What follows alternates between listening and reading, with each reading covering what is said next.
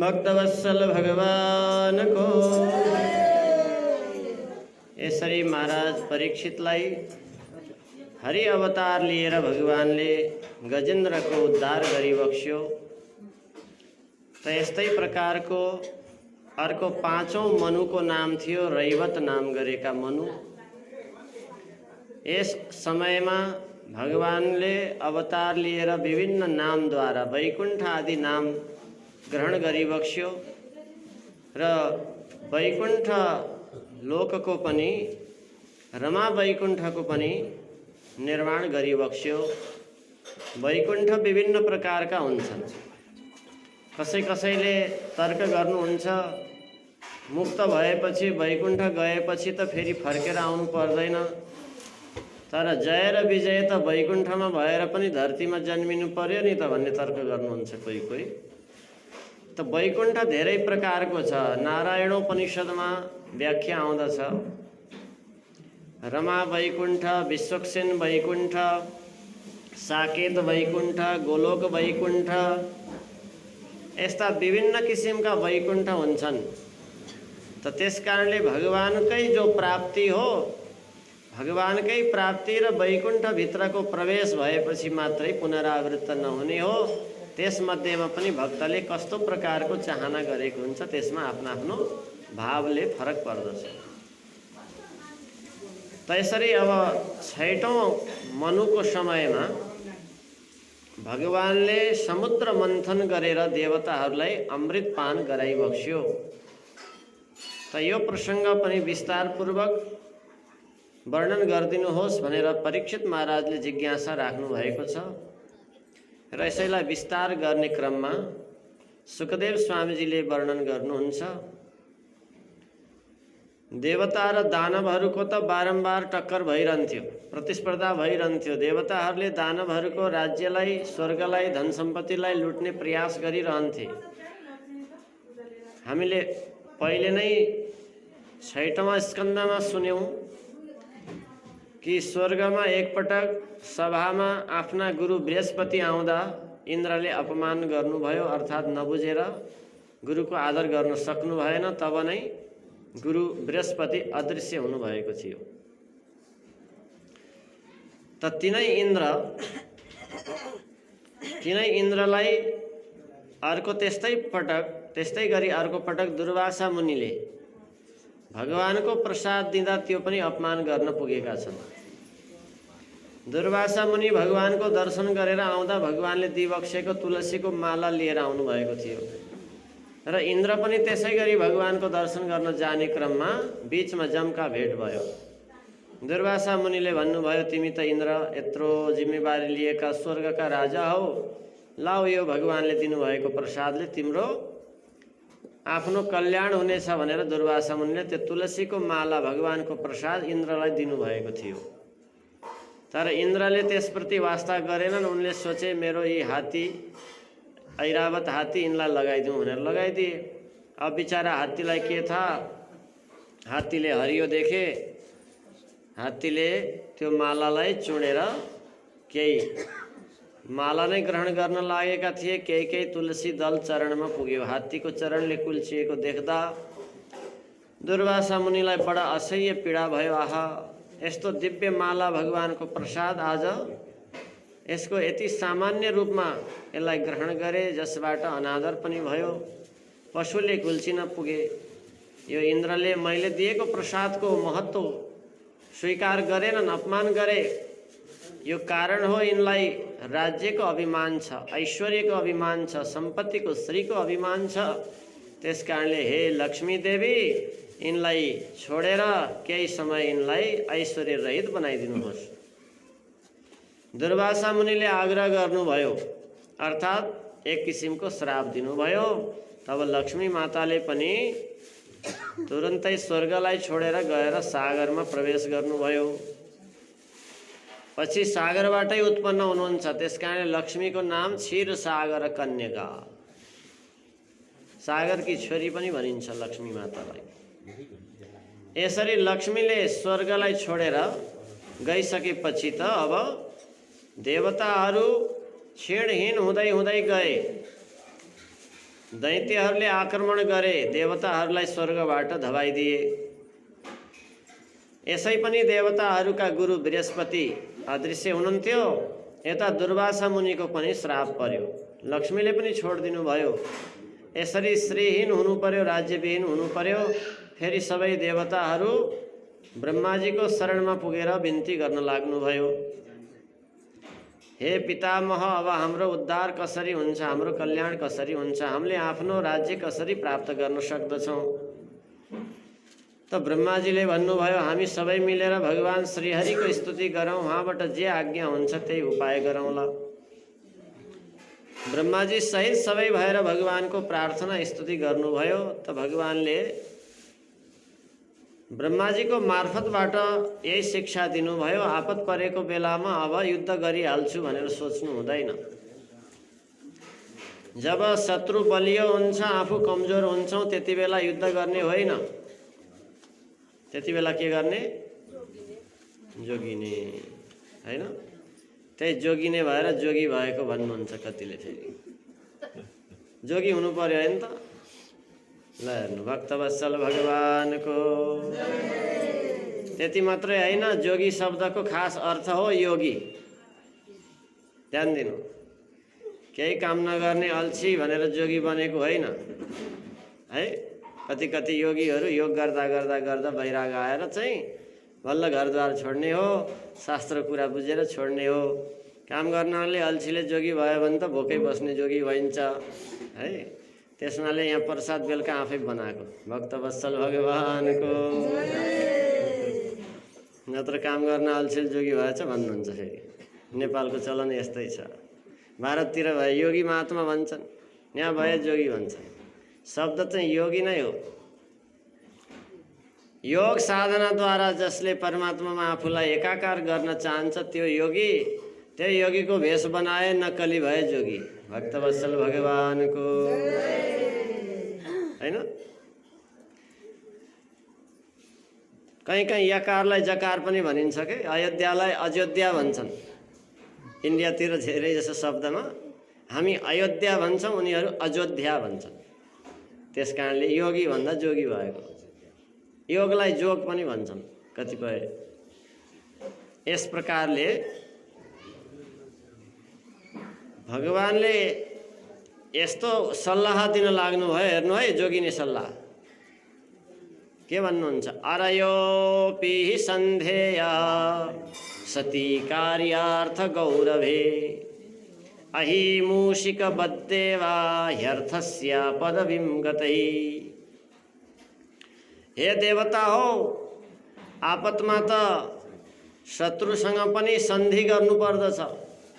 अरि भनेको शत्रु, त्यसमाले मुरारी भन्छौँ नि। भगवानलाई किन मुरारी भनेको? मुर नाम गरेको दैत्यलाई वध गर्नेवाला शत्रु हुनाले मुरारी। भजन गाउनुहुन्छ नि, कृष्ण मुरारी सुदर्शनधारी भनेर। मुर नाम गरेको दैत्यको शत्रु भएर मुरारी। त्यस्तै अरयोपि सन्धेय, शत्रुसँग पनि सन्धि गर्नु आपतकालमा। त्यसमाले यति बेला अब कसरी युद्ध गरेर जितौँ भनेर मात्रै नसोच्नुहोस्। हे देवता हो, यति बेला सन्धि गरेर काम बनाउनुहोस्। मेलमिलापमा काम बनाउनु पर्दछ। त कसरी मेलमिलाप गर्ने भन्दा एउटा लोभको विषय देखाउनु पर्दछ है। के सल्लाह गर्दै हुनुहुन्छ त्यतै ध्यान जान्छ मेरो। फेरि यस्तो बानी खराब छ, जति सल्लाह गर्न आँट्नु म त्यतै पुग्छ आँखा। घरतिरै सल्लाह गर्नु होला है, अहिले एकछिन नगरौँ। भक्तवत्सल भगवानको एकजनाले गर्दा सबैको फेरि ध्यान त्यतै जान्छ। त भगवानले भन्नुभयो, लोभ देखाउनु पर्छ नि, लोभीहरूलाई लोभ देखाउनु पर्छ। कथा सुन्नेलाई कथै सुनाउनु पर्छ हैन। त्यसमाले हजुर त कथा सुन्ने व्यक्ति हो, कहाँ अरू ग्रन्थ सुनाउनु, कथै सुन्नु पर्यो नि। भन्नुभयो, अमृत पान गर्न पाइन्छ भन्ने लोभ देखाउ न। दैत्यहरूलाई गएर भन, त्यहाँ समुद्रमा त अमृत छ, तिमीहरूलाई के थाहा? त्यो अमृत झिक्न पाए त हामी सबै त्यसलाई पिएर अझ अमर हुन पाउँछौँ भनेर बिस्तारै मिठो मुखले लोभ देखाउनु। पहिला त्यति सजिलो छैन अमृत त्यहाँबाट प्राप्त गर्न। बाँकी तिमीहरूलाई पिलाउने तरिका त म मिलाइहाल्छु नि। त्यसमाले तिनीहरूलाई लोभ देखाऊ। र एक्लै सकिन्न, हामी मिलेर पिउँ, सबैलाई हामी भाइ भाइ त हौँ भन्नु पर्यो। त्यति बेला के भन्नु हो त वास्तवमा भाइ नै हो, दाजुभाइ हो, एउटै पिताका सन्तान हुन्, माता मात्रै फरक हो हैन। अदिति र दिति, दितिबाट भए के दैत्य, अदितिबाट भए देवता आदित्यादि। यस प्रकारले देवताहरूले दैत्यहरूसँग गएर प्रस्ताव राख्नुभयो सल्लाह अनुसार। हे भाइ हो, अब मिलौँ हामी, हामीलाई त के थाहा, ब्रह्माजीले भन्नुभयो त्यहाँ त समुद्रमा त अमृत पो छ अरे, ल अब अरूले लानु हुँदैन नि, हामी भाइ भाइ मिलेर निकाल्नुपर्छ भनेर लोभ देखाउन थाल्नुभयो। नभन्दै आहा ल अब त किन झगडा गर्नु, मिलौँ मिलौँ भन्ने कुरा आयो। कथा त हजुरहरूलाई थाहा छ, त्यसमा सारांश भनेको पहिले त्यसै आउँदैन, नौनीलाई निकाल्न पनि के गर्नुपर्छ, हामीले त्यो मोही मात्रै सिधै मन्थन गरेर हुन्छ त, के गर्नुपर्छ, पानी नै हाल्नुपर्छ नि हैन। हो त्यसै गरी समुद्रमा पनि सोझै मन्थन गरेर हुँदैन, पहिले अरू अरू औषधिहरू लगेर त्यहाँ हाल्नुपर्छ। अब त्यो मन्थन गर्नलाई साधन पनि चाहियो, त्यस कारणले सबैसँग सहयोग लिनुपर्छ।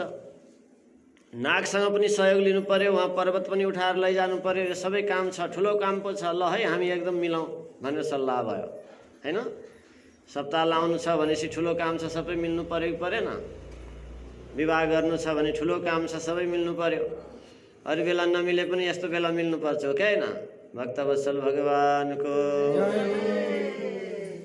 यहाँ त त्यस्तो हुनुहुन्न, पहिलेदेखि मिल्नु भएको छ, फेरि के भनिदिनु भयो भन्नु होला, कहीँ कहीँ त्यस्तो पर्छ के। त यहाँ दैत्य दानव सबै मिलेर ल ठिक छ के गर्नुपर्छ हामी गरौँ भन्दै अनि गएर नाग देवतासँग पनि प्रस्ताव राख्नुभयो, हजुरले यो सहयोग गरिदिनु भनेर। अब मन्दराचल उठाउन थाल्नु भएको, के सक्नु, तर भगवानले इसारा गरिरहनु भएकै छ, तिमीहरूले नसकेको म छँदैछु भनेर। भगवानले त्यही बेला अवतार लिइबक्स्यो, लगेर राखेर पनि मन्थन गर्न सकेनन्। गरुडलाई सहयोग गर्न पठाइबक्स्यो, गरुडले लगेर थुपुक्क राखिदिनु भयो। त्यसपछि मिलेर मन्थन गर्न थाल्यो। त्यहाँ पनि होडबाजी, दैत्यको स्वभाव अलि मै खाउँ मै लाउँ हुन्छ। उनीहरूले भने हामी कहाँ पुच्छर समाउने, हामी मुखपट्टि समाउँछौँ भने हस् हस् भइगयो। भगवानले आँखा झिम्काइरहनुहुन्छ, छोडिदेऊ भने सबै गए। आखिर कति त्यही नागको विषबाट बेहोस भए। यसरी मन्थन गर्दै जाँदा अब ती बिचारा पर्वत नै डुब्न लाग्नुभयो। भगवानले सोच्नुभयो सहयोग त गर्नु छ, त्यही बेला अवतार लिइबक्स्यो। श्री कच्छप अवतार भगवानको यसरी मन्दराचललाई आफ्नो पीठमा थाम्नुभयो। हेर्नुहोस् कति कष्ट भगवानलाई देख्दा त है, तर भगवानलाई कष्ट हुँदैन, भगवानसँग सामर्थ्य छ। त्यत्रो पर्वतलाई आफ्नो ढाडमा राखेर घुमाऊ, तिमीहरू माथि पर्वत घुमाऊ भन्नुभएको छ, आफू कछुवा बनेर बस्नुभएको छ। पर्वत घुमाउँछन्। अब त्यहाँबाट के प्रकट गर्न थियो त्यही प्रकट हुन थाल्यो। सुरुमै मिठो दियो भने त मान्छेले मेहनतै गर्दैन नि, पहिल्यै राम्रो फल दिनु हुँदैन है। त्यस हुनाले पहिले अलि नराम्रो दिनुपर्छ, अल्छी जति भागिहाल्छन्, अलि जाँगरीलाई जता बस्छन्, अनि पो तिनलाई पक्का मिठो खुवाउनुपर्छ है। त्यस कारणले पहिले हलाहल विष प्रकट गरिदिनु भयो। हलाहल विष प्रकट भयो, सब डराएर भाग भयो। ल अब सकिन्न भनेर भगवानले इसारा गर्नुहुन्छ, तिनी भाग्ने जतिलाई भाग्न देऊ न, तिमीहरू बसिरह। ओ भगवान भोलेनाथको इसारा, भगवान भोलेनाथको शरणमा जाऊ। सबै मिलेर भगवान भोलेनाथको स्तुति गर्न लागे। नमः शिवाय, ओम नमः शिवाय, हर हर भोले, नमः शिवाय नमः शिवाय, ओम नमः शिवाय भन्नु है।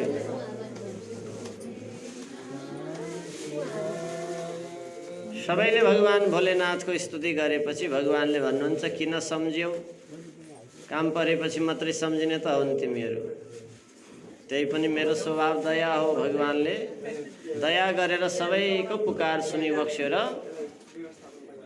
यस्तो सबैलाई दग्ध गर्न लागेको कालकुट हलाहल विषलाई भगवानले एकै चुटकीमा एक डल्लो जस्तो बनाइदिनु भयो, हातमा लिएर पान गरिदिनु भयो। अब फेरि कार्य सुरु गर भनेर इसारा गर्नुहुन्छ भगवान। फेरि मन्थन गर्न सुरु गरियो। अब कति नराम्रो दिनु, अलिकति राम्रो पनि दिउँ भनेर कामधेनु गौ प्रकट गरिदिनु भयो। गौमातालाई देखेपछि सबै ऋषिमुनिहरूले भन्नुभयो गौमाता चाहिँ हामी लिन पाऊँ। त्यस्तै प्रकारले बिस्तार बिस्तार बिस्तार पारिजात प्रकट भयो। त्यस्तै गरी कौस्तुभमणि पनि प्रकट हुन्छ। 14 रत्नहरूको प्रसङ्ग छ, तर यहाँ भागवतमा चाहिँ स्पष्ट रूपमा 10 वटाको नाम आउँदछ। ऐरावत हात्ती, उच्चैश्रवा घोडा यी इन्द्रले बाणी चुडिकन, देवताले पनि केही केही उपयोगी कुरा लिनुभयो, केही केही दैत्यहरूले लिए। त्यस कारणले यसरी बाँड्दै बाँड्दै जाँदा बारुणी नाम गरेको मदिरा पनि प्रकट गरिएको छ। मदिरा कसले लिन्छ? मदिरा दैत्यहरूले लिए। यसरी प्रकट हुँदै हुँदै हुँदै हुँदै जाँदा पारिजात पनि त्यहीँबाट प्रकट भएको कल्पवृक्ष भन्छौँ, स्वर्गमा लगेर राखियो। चन्द्रमा पनि प्रकट हुनुभयो। चन्द्रमा भगवान भोलेले भन्नुभयो मेरो शिरमा सुहाउने चिज हो, मै लिन्छु, विष मात्रै लिन भन्छौ। चन्द्रमा भगवानले धारण गरी बक्स्यो। किन धारण गरी बक्स्यो भगवानले चन्द्रमा थाहा छ। भगवानले सधैँ रामचन्द्र रामचन्द्र रामचन्द्र जप्नुहुन्छ, त्यसो भने चन्द्रमा चाहिँ मै लिन्छु भनेर लिइबक्स्यो। भक्तवत्सल भगवानको हो कि होइन? तुलसीदासजीले लेख्नु भएको छ, मैले होइन। राम नाम सोही जपत महेशु, काशी मुक्ति हेतु उपदेशु। रामचरितमानसमा छ। सदा भगवान शिवजीले पनि राम नाम जपी जपिकन जो कल्पवास बस्ने काशीवासीहरू छन् तिनीहरूलाई अन्तिममा तारक मन्त्र त्यही दिइबक्सन्छ। मेरो इष्टको नाम जप अनि मुक्ति हुन्छौ। कहाँ म मात्रै मेरै नामले मात्रै मुक्ति दिन्छु। त्यस कारणले भगवान भोलेनाथले काशी मुक्ति हेतु उपदेशु, काशीवासीहरूको मुक्तिको हेतुको लागि नै यही उपदेश गर्नुहुन्छ।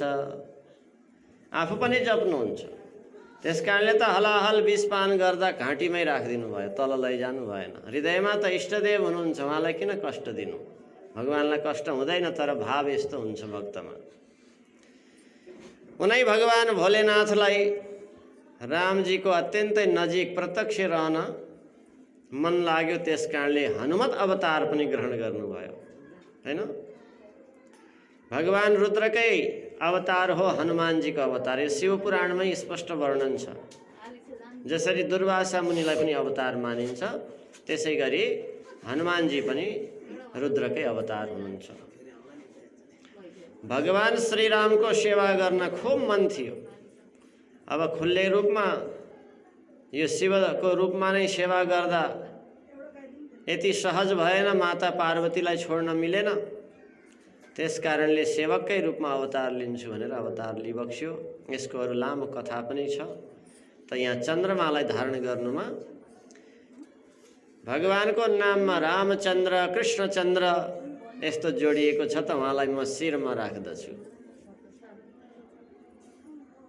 जहाँ भगवती जगदम्बिकालाई पनि शिरमै धारण गर्नुभयो भगवान भोलेनाथले, गङ्गालाई पनि कहाँ धारण गर्नुभयो? शिरमै।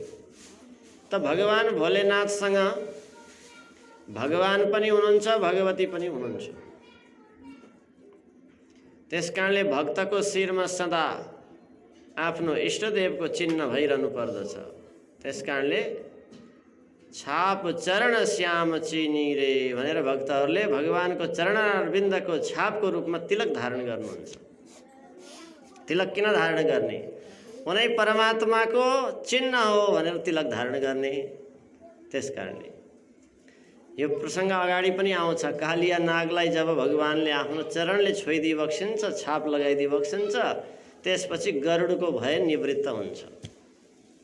त भगवानको चरणको चिन्ह जसको शिरमा छ उसलाई देखेर यमराजले पनि टाढैबाट भन्छन् ऊ चाहिँ हामीले ल्याउने खालको व्यक्ति होइन, ऊ भगवानको धाम जानेवाला हो। ए मेरा सेवक हो, उता चाहिँ नहेर है। जसले जसले ललाटमा ऊर्ध्वपुण्ड धारण गरेको छ उतापट्टिको डिपार्ट हाम्रो होइन भनेर यमराजले यमदूतसँग भनिसक्नु भएको छ। यो मैले होइन, स्कन्द पुराण पद्म पुराण 224 अध्याय पढ्नुभयो भने थाहा हुन्छ। भक्तवत्सल भगवानको व्यालं दृष्ट्वा यथा लोके दर्दुरा भयकम्पिता ऊर्ध्वपुण्ड्राङ्कितं तद्वत् कम्पन्ते यमकिङ्करः। भने के व्यालम भने सर्पलाई देखेर जसरी भ्यागुताहरू डराएर भाग्दछन् त्यसै गरी ऊर्ध्वपुण्ड धारण गरेका भक्तलाई देखेपछि यमराजका दूत पनि डराएर भाग्दछन्। यी त साक्षात् भगवानका भक्त हुन्, हामी त त्यो स्तरको होइनौँ भनेर। त्यसकारणले भगवानको चिन्ह भक्तले सदा धारण गर्नुपर्दछ, चरण चिन्ह, तब त्यो भक्त कहलाउँछ। अब यसको मतलब यो होइन कि फेरि चरण चिन्ह चाहिँ धारण गर्ने अरू चाहिँ बाँकी सब भगवानको विरुद्ध काम गर्ने, त्यो चाहिँ हुनु भएन। आनन्द कन्द भगवानको कोही वैष्णव भन्यो बडे बडे तिलक चाहिँ यहाँ लगायो, खाने बेला गएर जे पनि खायो, सब भगवानको विरुद्धमा काम गर्यो फेरि है। नाम मात्रै भक्तको जोड्यो, काम सब अभक्तको गर्यो, त्यो पनि गलत हो। त यस प्रकारले लक्षणै स्वभाव नै भक्तको बनाउनु, तब बल्ल तिलक धारण गर्नु। त यसरी चन्द्रमा जस्तै जस्तै अनेक कौस्तुभ मणि पनि प्रकट जब हुनुभयो, अरू अनेक वस्तु जस्तै कौस्तुभ मणि प्रकट भएपछि कौस्तुभ मणि ध्यान दिनु, कौस्तुभ मणिको यति प्रकाश छ, यति प्रकाश छ कि कसले प्राप्त गर्न नचाहोस्। ल यहाँ कौस्तुभ मणि नै ल्याउनु भयो क्या हो, बाँड्दै हुन्छ ल है ल, ए भगवानलाई चढाइदिनु कौस्तुभ मणि हो भने त्यो डालोको के हो भक्तवत्सल भगवानको अझ के प्रकट हुने हो कि अब अन्तिम अन्तिममा आइसक्यो प्रकट हुने कुरा। कौस्तुभ मणिलाई देख्दा सबै लालायित भए, आहा झलझल बलेको है, जसको प्रकाश त सूर्यको प्रकाश भन्दा पनि अद्भुत। यस्तो कौस्तुभ मणिलाई देख्दा दानव दैत्य सबले लिन चाहे। उहाँले नै हात थप्दै हुनुहुन्छ कौस्तुभ मणि हो कि भनेर। ल भक्तवत्सल भगवानको ध्यान दिनु है। अब कौस्तुभ मणि कसले पाउँछ, कथा त पहिल्यै सुनिसक्नु भएको छ, फ्याट्टै भनिदिनु होला फेरि।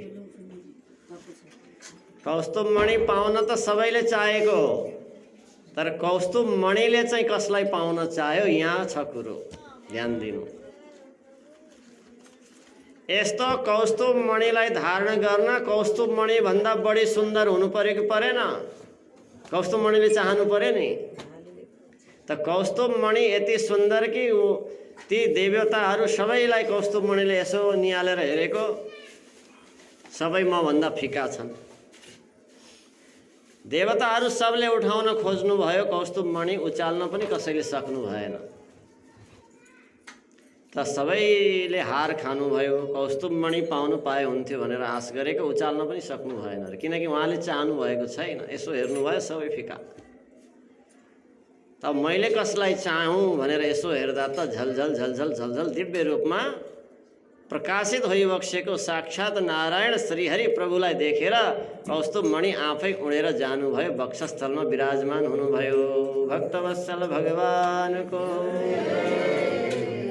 परम पदम भूषण भूषणाङ्गम। भगवान यति सुन्दर भइबक्सन्छ कि कौस्तुभ मणि गएर बस्दा त कौस्तुभ मणिलाई फेरि लाज लाग्यो, ओहो यति सुन्दरसँग म सुहाएको पो छु कि छैन भनेर। याद राख्नु,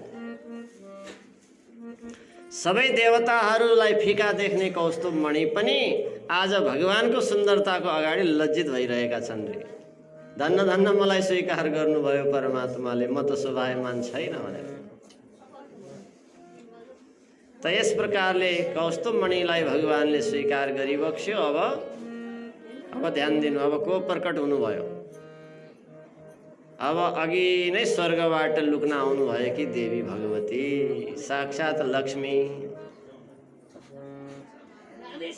भगवती लक्ष्मी प्रकट हुनुभयो जब,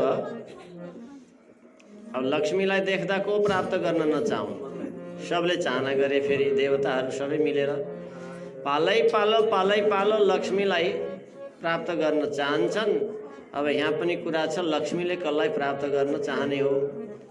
हस् भोलि मध्याहतिर ए पर्सितिर हस् भक्तवत्सल भगवान् कुनै दिन।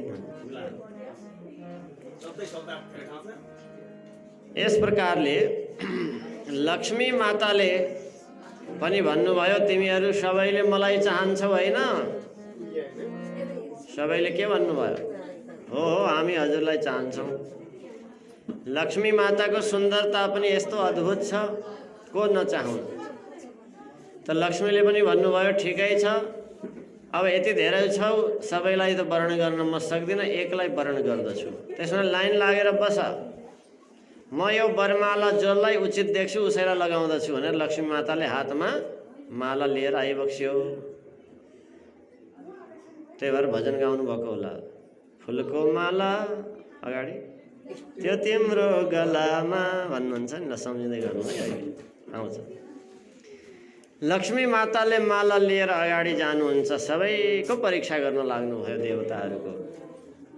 नूनं तपो यस्य न मन्यु निर्जयो ज्ञानं क्वचित् तच्च न सङ्गवर्जितम्। यसो हेर्नुहुन्छ, कोही महान ज्ञानी त छन् तर सङ्ग छुटेको छैन, कुसङ्ग छुटेको भने आसक्ति छुटेको छैन। तच्च न सङ्गवर्जितम्। अत्यन्तै ज्ञानी त छन् तर आसक्ति नछुटेको। एउटा दोष देखेपछि लक्ष्मीले स्वीकार गर्नु भएन। फेरि अर्को देवताको परीक्षा गर्नुभयो, यसो जानुभयो, हेर्नुभयो। कश्चिन् महान् तस्य न काम निर्जयो। उसमा पनि अरू सबै महान गुणहरू त छ तर कामलाई जितेको छैन। त्यसलाई पनि छोडिदिनु भयो लक्ष्मीले, अर्को देवतालाई। फेरि अर्कोलाई हेर्नुहुन्छ, पालै पालो सबै असुरहरूको त कुरै भएन, देवताहरूमा पनि कुनै लक्षण पुराको पुरा छैन जसलाई लक्ष्मीले वर्ण गर्न योग्य। देवताहरूमा पनि केही न केही अवगुण सबैको हुन्छ। त्यस कारणले केवल देवताको पूजा गरेर मात्रै मुक्ति हाम्रो हुँदैन। भक्तवत्सल भगवानको नबुझेर परमात्मालाई नचिनेर हामी पनि देवताको मात्रै पूजामा सीमित हुन्छौँ। त्यस कारणले देवी देवताले पनि हामीलाई भुल्याइदिनुहुन्छ संसारमा। के भन्नुहुन्छ? देवताहरूले पनि भन्नुहुन्छ कि यी मुक्तिको मार्गमा लाग्यो भने मेरो पूजा कसले गर्छ, त्यसमाले यिनलाई परमात्मापट्टि जान दिनु हुँदैन भनेर हाम्रा इन्द्रियहरूलाई विषयतिर अल्झाउन लाग्नुहुन्छ देवताले पनि। ध्यान दिनु, यो प्रसङ्ग अगाडि गएर गोवर्धन पूजाको प्रसङ्गमा हजुरहरूलाई बताउँला। इन्द्रले विघ्न गर्नुभएको भएन गोवर्धन पूजन गर्न लाग्दा। साक्षात् भगवान गोवर्धन बनेर ग्रहण गर्नुभयो, तैपनि इन्द्रलाई डाह भयो, पानी वर्षाएर हैरान प्रसङ्ग आउँछ पछि। त्यस कारणले केवल देवताले यो चाहनुहुन्न कि मनुष्यको मुक्ति होस् भनेर। देवताले पनि मुक्ति होस्, यो मोक्ष मार्गमा जाउन् भनेर चाहँदैनन्, आफ्नै पूजामा सीमित बनाउन खोज्छन्। हेर्नु है, यो पालो आउँदैछ, किन हात्तिनु भएको? मालै छैन हजुरसँग, त्यसै हात्तिनुहुन्छ। भक्तवत्सल भगवानको अब यसो हेरेको सबै चाहिँ गुणका कमी भएका चाहिँ अघि सरेका थिए। यो संसारमा नि यस्तै, जसमा सबै सम्पूर्ण गुण छैन ऊ चाहिँ म सबभन्दा राम्रो भन्दै अघि सर्छन्। जो सबभन्दा राम्रो ऊ चाहिँ पालो त मेरै हो नि भनेर गमक्क परेर उतातिर फर्केर बसेका हुन्छ। भगवान पनि त्यसै गरी हात बाँधेर फरक्क उता फर्केर बस्नुभएको थियो। लक्ष्मी माताले थाहा पाइहाल्नु भयो, ए मलाई झुक्क्याउन उता फर्किनु भएको भनेर गएर सुटुक्क वरमाला लगाइदिनु भयो। भक्तवत्सल भगवानको